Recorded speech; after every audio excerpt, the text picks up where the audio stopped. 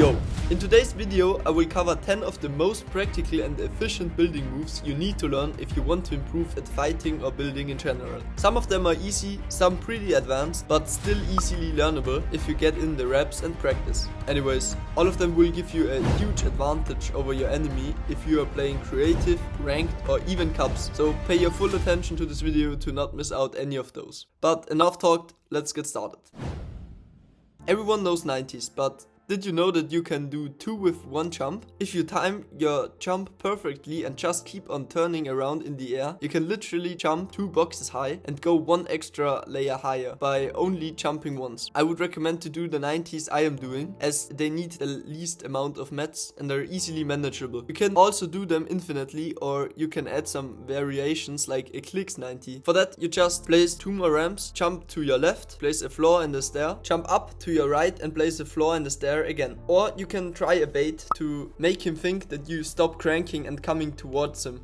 Before I go on with the next trick, I wanted to mention that less than 20% has subscribed to my channel, and if you're one of them, just change this quickly with 1 click down below.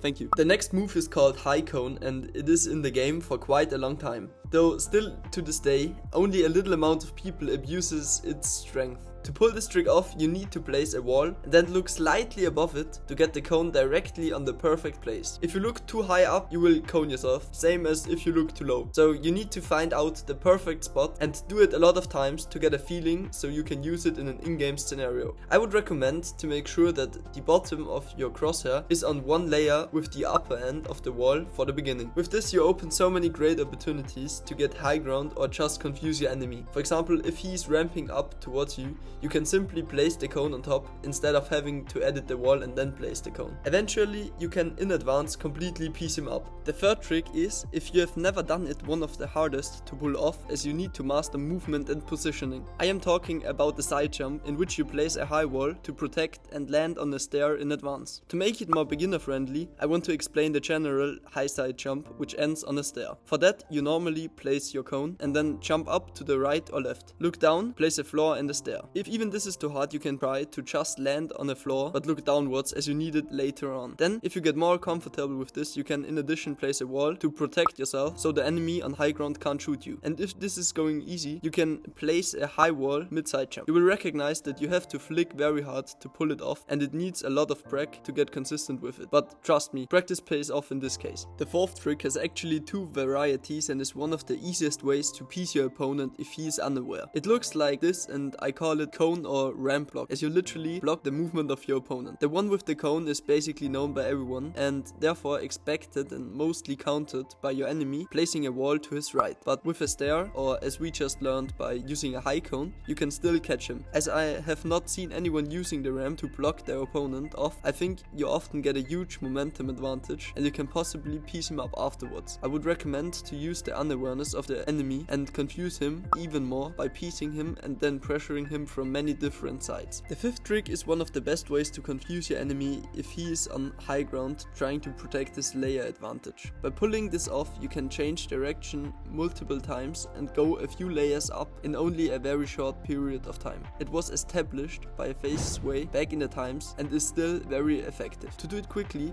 you're just scissor ramping up, placing a cone on the floor, pretending to double edit, but actually editing the left or right once instead of going straight forward. Then place a cone, floor and the stair, edit through that again, reset edit the cone into the other direction and go that way by building a wall to be protected as well. You can also do the jump with a combination of stair, floor, stair, as it is even less unpredictable. The sixth trick is simply and can be used by everyone, still is less used by a lot of people as they panic if they are in the situation. If you are boxed up and the enemy is on top of your box or on high ground, it doesn't matter. You can outplay him by pretending to go up one side, but then after you place 2 ramps, you go out on a complete different side. Block his angles off so he cannot shoot you and take high effortlessly. In this situation you can apply the high cone, as I bespeak before, to block him off completely. For that, use a wall first and then do a double jump. I know this sounds autistic as fuck, but it only works like that. So jump, turn around, place the wall. By this time you're on the stair again, but a bit more up. Jump again, that's the double jump, and place the high cone. And from that position, you have many opportunities to win the fight. By now, we only talked about being in the position of low ground and therefore playing safe and passively to get up on high ground. But the next trick is one which will help you to play aggressive and win fights easier. I call this move cone slide, and it is absolutely easy. We are pretending that there is no cone or stair in the box of your enemy, so you are placing a floor or just destroy any builds.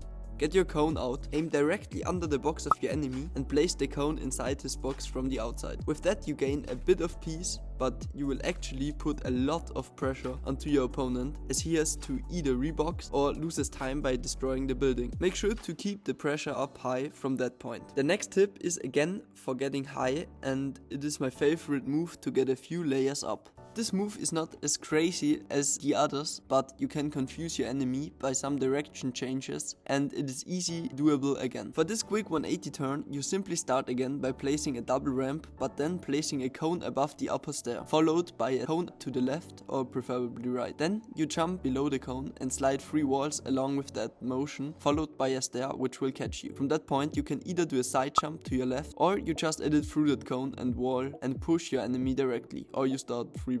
For the second to last trick, I got something interesting.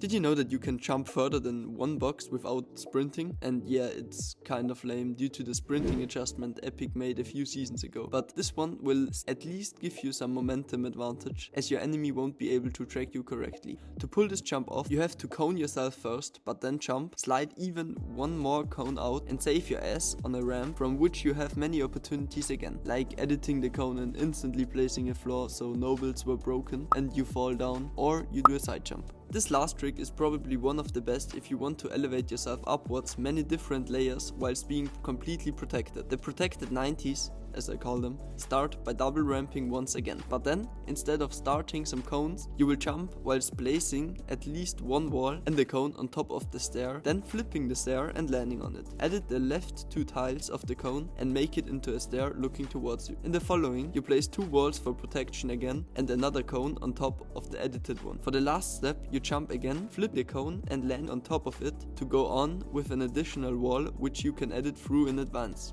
The tricky part in this retake is for sure to pull off every move, especially to do the actions needed whilst the first jump. Generally, I would recommend to you that you learn how the grid system works. Especially if you get a good amount of feeling for it, you will improve drastically in your mechanics and building. You can do this by free building a lot and playing ranked, so you learn how weird the builds can actually set in game. When talking about ranked, I want to mention that probably you don't even know every tip you should know to make your ranked journey until getting Unreal easier. So make sure to check this video out now. Peace out.